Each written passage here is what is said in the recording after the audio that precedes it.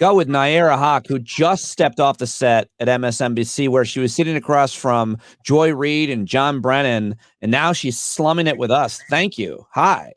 Hi, I'm glad I can kind of unwind and actually talk freely now because those short TV segments are not a great way to talk about some of the big issues of the world. You do such a great job. It's so hard to talk about anything, but when there's so many sensitivities and the horror, it's, in your mind, there's a lot of things I might say or not say, include or not include, that's going to get me in trouble. You nail it every time. Well done.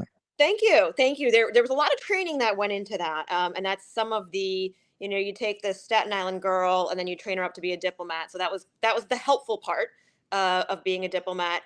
The not helpful part was being able to see up close and personal exactly why we are where we are today as a world and as a country. So not all knowledge and information is helpful.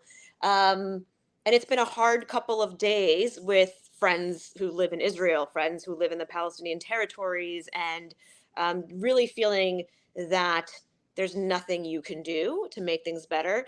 I will say, though, that even when diplomats were working on these issues, they also felt there was nothing they could do to make it better, right? This idea that America can wave a magic wand or, another negotiation round can get set up and somebody can break through. It's like, well, everybody's been trying since Jimmy Carter to try to make something work in this space.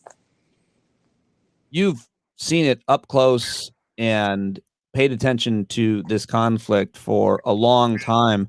How do you talk about what happened over the weekend? Because it's being called their 9/11. It's being compared to the Yom Kippur War, but of course that was military, Arab military. I think you wrote about this at your MSNBC piece versus the Israeli military targets. This is these militants, terrorists coming in and attacking civilians. How do you talk about or put perspective on what's happening there right now, given the past and everything you've seen?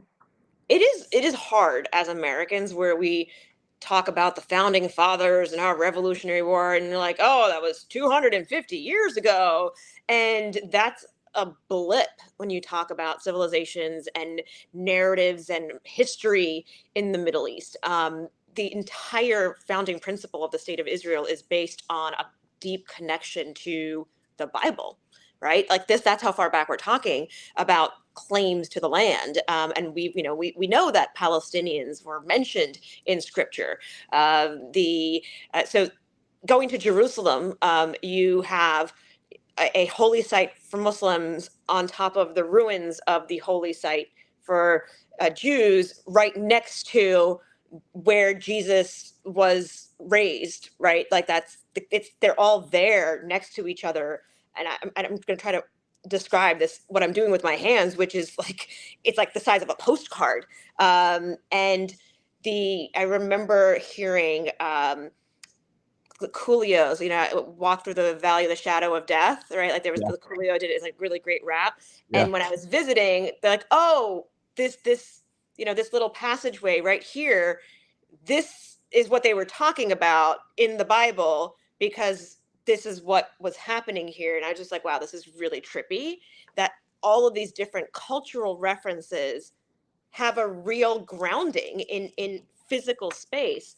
And there is a great version of that in which, for example, all of the different Christian denominations were like, well, we can't allow any one denomination to be the keeper of the keys for the Church of the Holy Sepulchre, because then they'll be like, oh, look, we've got the keys. We're the better Christians. So we're going to go and give it to a Muslim family. And the keeper of the keys has been that same Muslim family for generations. They open and they lock the Church of the Holy Sepulchre every day. And that's what it is. And it has kept Christendom from fighting amongst itself for who does that, right? So that's a really fun, great way of connecting across these religious divides.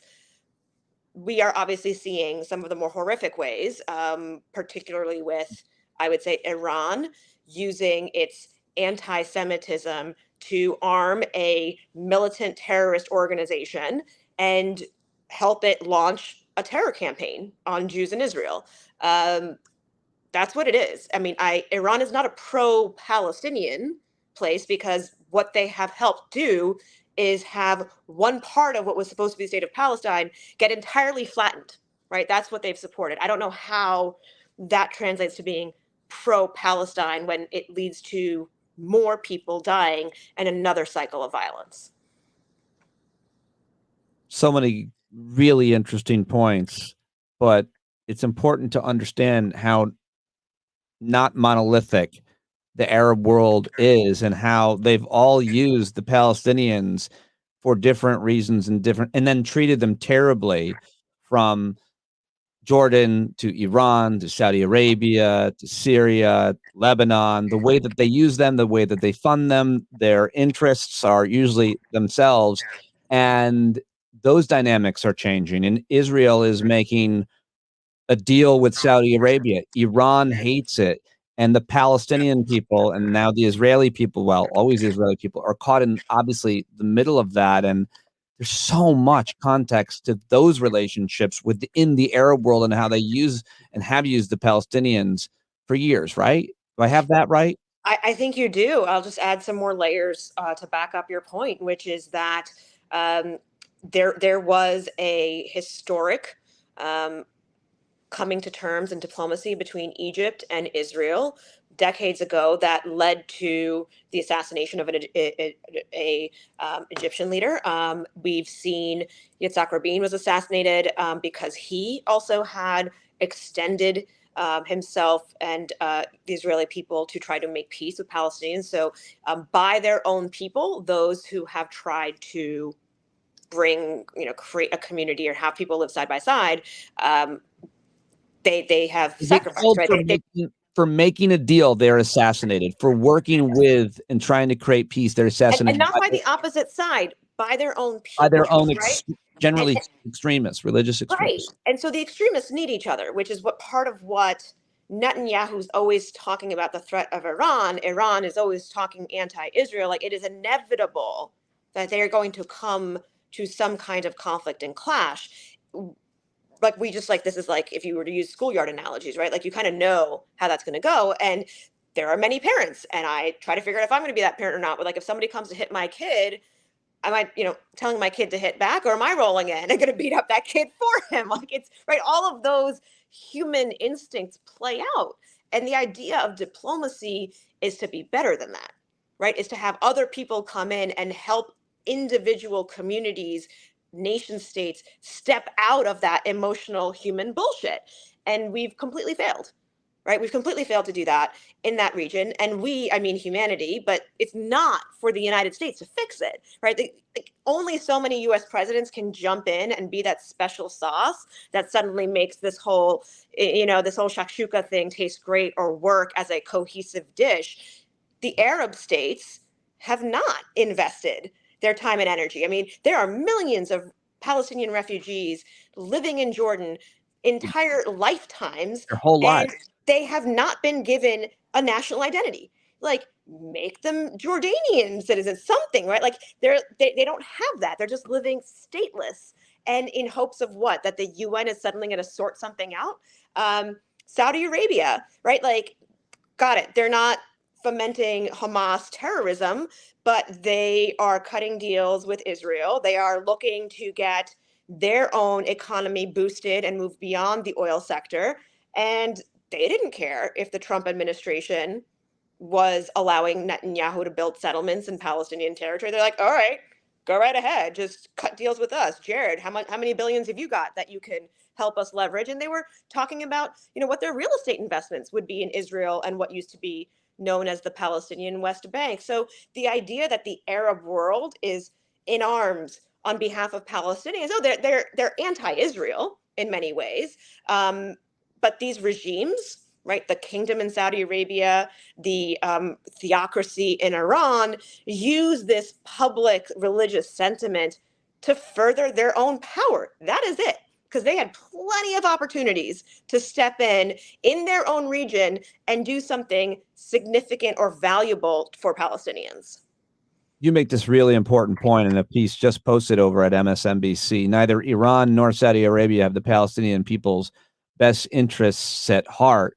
you make the point about the United States is funding in many ways both the Saudis and the Israelis. So I think if Oh, anything, yes. it's Because the important. enemy of my enemy is my friend, right? And let's be clear, Iran, that's what connects Israel and Saudi Arabia. The United States has for decades had Israel on one side of the Middle East and Saudi Arabia on the other. I mean, they are our two largest military partners in terms of military arms sales. We have multiple bases in Saudi Arabia. I mean, we cut a deal with Saudi in the 1950s, oil for weapons, straight up, right? And now they would like to do another version of that as part of the normalizing ties with Israel.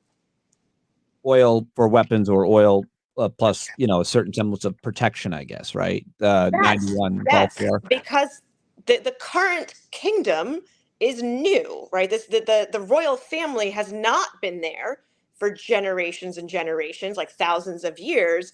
Right. They came out, they struck oil, and they turned this Saudi Arabia into one of the But richest countries in the world. But this is still, relatively speaking, recent history, and they were smart in that they, not having a military yet, relied on the United States for that. And that gave the US military bases right there in the heart of the Middle East. I mean, in the Gulf War, when Saddam invaded Kuwait, I think George H.W. Bush was like, far enough. You're getting a little close. Mhm. Kuwait's got oil. They're right next to Saudi. No, thank you. And that's what that war was obviously about. And it was It was about easily containment, and it also was, let's not forget, the Shia connection, which is a Muslim sect. There is sectarian history here too between Shia and Sunni. Iran and Iraq have a Shia connection. They also are historically Persian. So they were not the Arab civilization, they were the Persian civilization. Like, you want to go back to Leonidas and Xerxes. That's right. That's still part of the right. idea of grandeur that Iran has in its mind. It's like they used to dominate the world at some point. I wanted to just get your take on the reaction, the public reaction, the world reaction to what's happening right now and kind of what it means. Specifically, I guess let's just zero in on Israeli politics. Let's just talk. We've mostly been hearing about Benjamin Netanyahu's legal issues for years, his rightward turn, such an extremist, alliances with extremists, and obviously this coup of the judiciary there, massive protests in Israel. Most of what we've been hearing about the region has been domestic issues, politics in Israel. We haven't been hearing as much about the conflict, but apparently 2022 is one of the most violent years in decades in the Middle East with Palestinian and Israeli violence. But Benjamin Netanyahu apparently was warned about this and should have seen it coming. And you and others think that he is not going to be able to stay in power. Is that what you're saying? I mean, listen, you just have to read Israeli press to hear some of that. I like to read the Jerusalem Post and Haaretz because it gives you the equivalent of the right wing and the left wing Okay. perspective. And Haaretz, Haaretz, blistering editorial about Netanyahu's failures as a prime minister. And two things that have been going on domestically: multiple indictments. In order to come back into power, he had to cut a deal with the extreme right wing. The extreme right wing coalition is believes that they are spiritually entitled to continue to settle the land of Israel. So even though there have been these boundaries, section A, B, and C, for example, that agreed to by the United Nations and all parties involved, that was called the status quo. Netanyahu and this right wing coalition were like, take your status quo and shove it, and let's see what you guys do about it. And they were given permission to do that by the Trump administration, right? Furthering, the Trump administration moved the US embassy from Tel Aviv to Jerusalem. That is a big, it sounds like a nothing burger, but in that area is such a big shift because Jerusalem is supposed to be an international city, right? It is, for the reasons I described earlier, the historical connections. It is a place that everybody is supposed to have access to. Right. It is also technically part of it is there's the responsibility of Jordan particularly the Al-Aqsa Mosque. So like when you start messing with Jerusalem, you start to bring Jordan into Israel and those challenges as well. So the idea was just don't mess with it, right? Status quo, keep that as it is, make people stick to what was agreed internationally. And then when everything is agreed, then you can move forward, right? So like there is no deal until all things are agreed.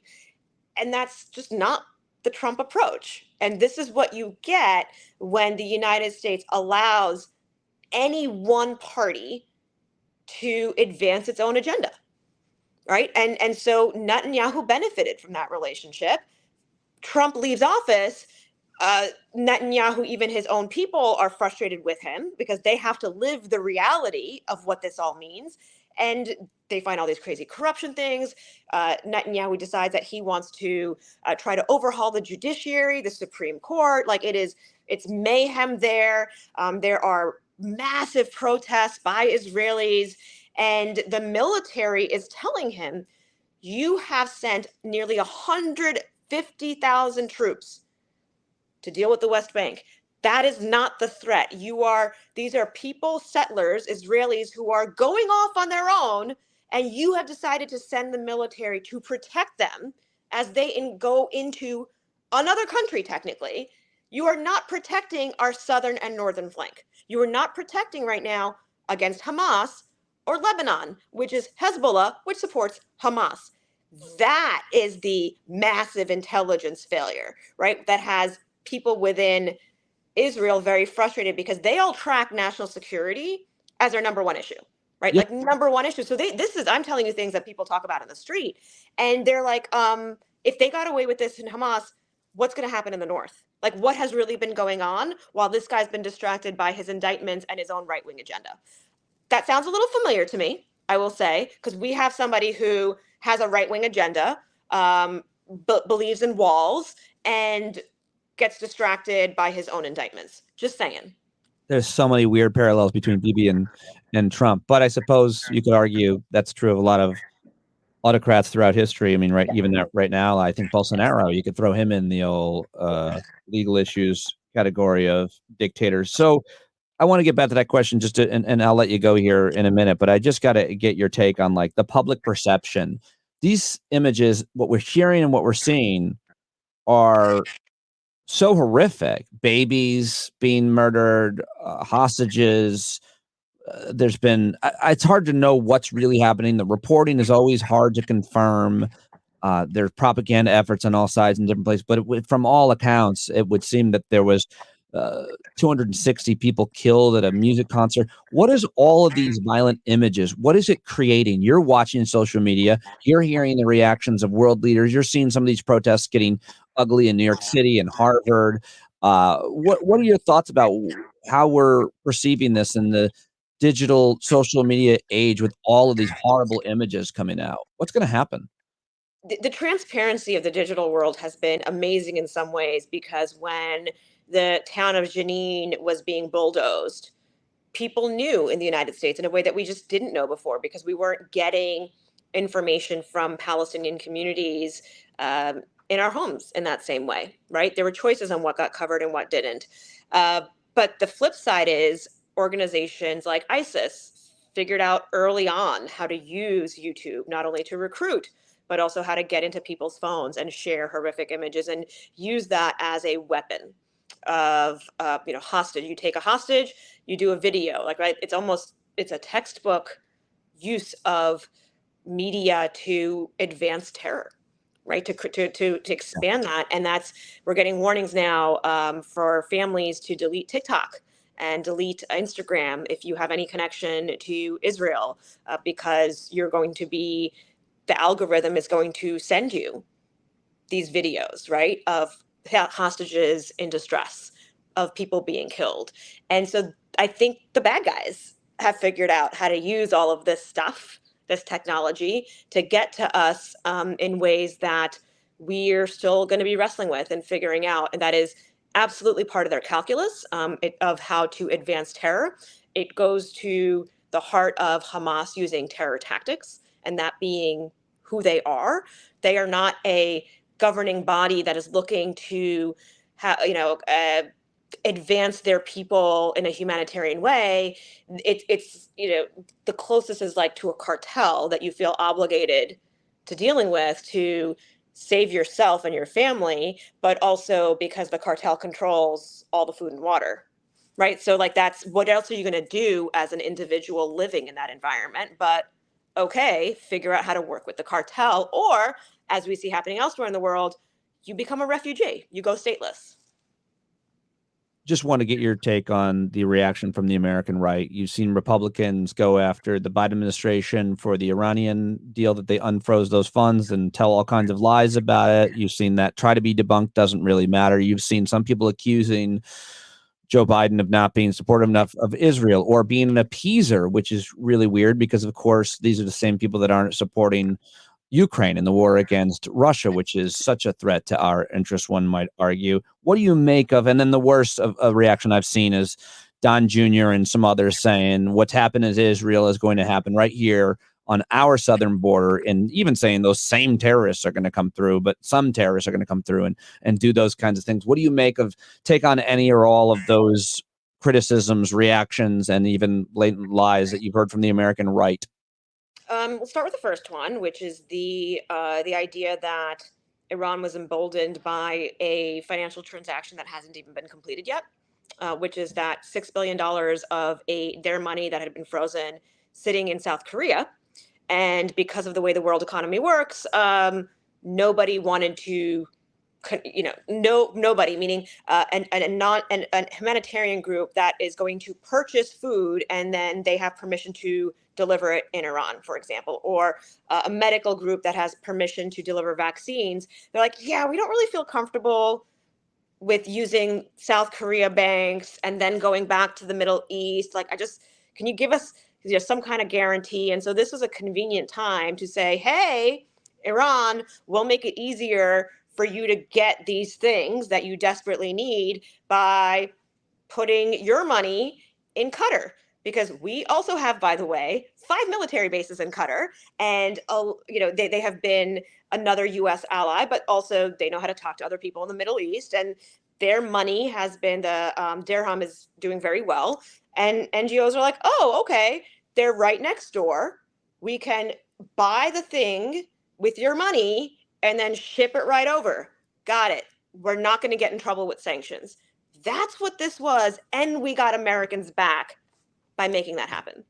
None of that money has actually even been spent yet because it's barely even been transferred into Qatar. Like the announcement was made, but like that $6 billion has not been spent yet.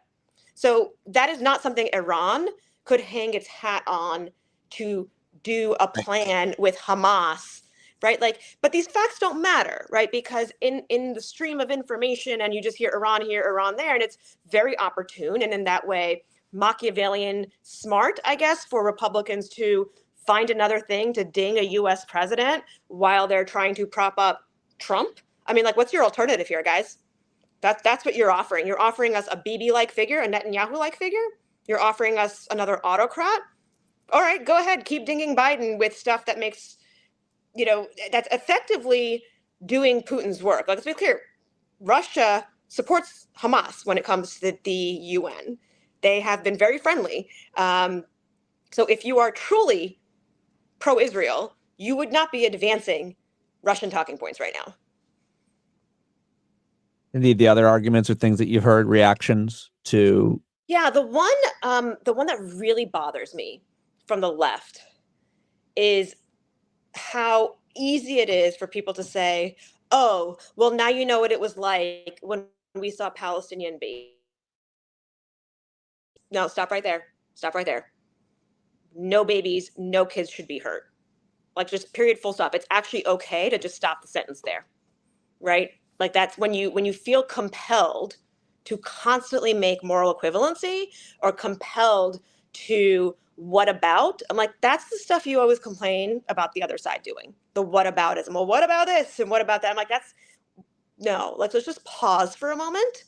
And I truly, truly, again, listen, my family has a post-colonial heritage. My kids are growing up with a history of understanding what the oppression of Black people means for them and their ancestors.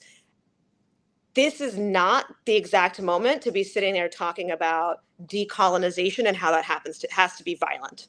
Like, I get the intellectual arguments, but like, just really, it doesn't have to be all the time, every second of the day. It is actually really okay to truly feel bad that bad things are happening to people. And frankly, the people who were at that concert were some of the people who were trying to make Israel friendlier to Arabs, friendlier to Muslims, and to Palestinians. So we have to be able to differentiate individuals and human beings if we are going to do better as a civilization. Full stop. What about the holdup of all these nominations? How big a deal is that?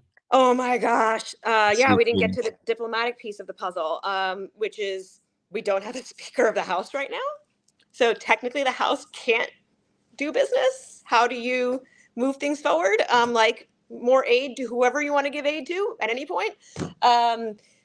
Any of these capitals where we want to be talking to their leaders, we don't have ambassadors sitting there who can suddenly walk over and be like, hey, right now, urgent, right? Like Jordan, Egypt, Qatar, all of these places that we've mentioned in this one conversation, we don't have a confirmed ambassador because Rand Paul decided that he does not want to do that. That's it. That's really, truly it. And up until even a week ago, we didn't have our military heads in place because of another Senate hold. The Republicans were truly willing to leave capital cities without U.S. representation and the U.S. military, the Marine Corps, right? The Marine Corps general, the Marine Corps commandant, and then the Joint Chiefs of Staff, all of them are just like, no, they don't need a leader. Does that really do damage? I mean, it must, or else he wouldn't be doing it. But like, if they're not confirmed, there still is representation. They're just not confirmed. Like, does it make their job that much harder if they're not officially the ambassador? Yes. So here is where I think this is where the disconnect happens, because you're like, no, there's still people working there. The Senate confirmation allows a person to then go present their credentials and be formally recognized. So there is a status that happens there that allows you to just barrel through a bunch of doors. And when countries don't want to talk to you, they don't have to, because you don't have somebody who has presented credentials in that way. No. Right? Like they now have a blank check to not pay attention to the US in the same way. Because that's the rule. These are the rules. This is how things work. Send us the person that represents your country and your leadership. And until you do that, that's a you problem. You know, we'll let you hang out. We'll let your staff hang out here, but it's so not that same level of connection. And when we're talking about the failures of leadership, you need leaders in place who can pick up the phone, talk to the president right away, not 2 layers down. They have to go 2 layers down before they can get to, the Secretary of State. So some of it is just bullshit bureaucracy, but some of it is also the United States not doing its part to play the game that we set up for everyone to play. But these holds really do actually prevent diplomacy and statecraft and war and peace, and make it harder.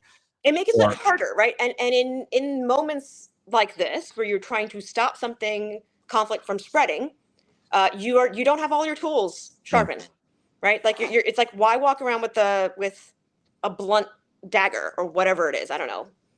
Like, why walk around with any blunt weapons right now? Nayyera, it's so glad that I got to talk to you tonight. I hope that we can talk soon about life and other things as well. I know you're super busy doing all kinds of really cool stuff, and I want to hear all about it and talk. But this is a really crucial moment, and you're a really great source to talk to. And on behalf of everybody listening, thank you very much for spending this much time. I know you were at MSNBC, and now you're with us. We really appreciate it. Well, I appreciate you, Pete. You always ask smart questions, and you've really helped, I think, me unpack a lot of things, but also it's just great to know that there's a place we can go to just connect and get each other smarter on a whole bunch of things. So thank you for giving us that, Pete. Always. I'll talk to you soon. Thank you.